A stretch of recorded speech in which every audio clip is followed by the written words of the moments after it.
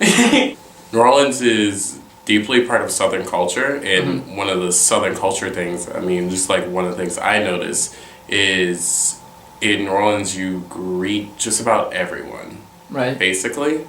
And for the most part, I mean, people at Notre Dame do this ish, but like you'll meet someone from New York where it's completely against their culture to greet everyone because they see so many people. I'm assuming the good old head nod, very common, but more for like older and your elders. You always will like, no matter where, when.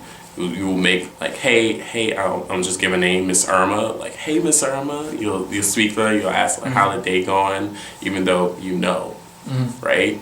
Right. You won't say how was your day necessarily, but you might say how the day going. Exactly. So in New Orleans, it's separated by age. I know it's kind of like everybody, but it's really separated by age.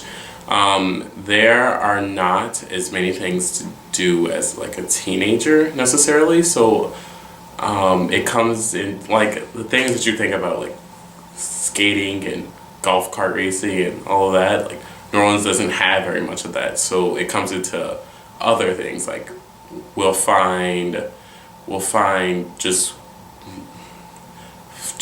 taking streetcars to random locations like let's go to the lakefront or let's just go to the French Quarter and just walk around the French Quarter for a while.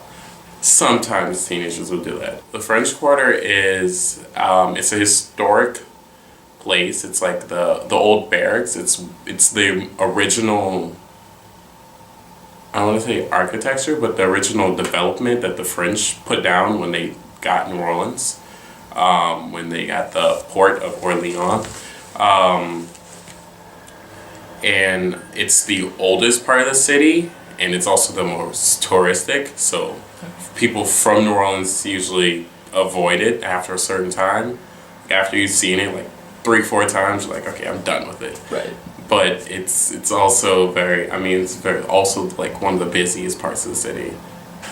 So I don't want to sound like, you know, cliche, but it's the food. Like, it's completely different. You can come into okay. So in New Orleans, like we cook with a lot of Cajun seasoning, but even just the type of Cajun seasoning is different. Like there's so many more varieties of people making their own Cajun seasoning, whereas out here there's just the name brand Cajun seasoning.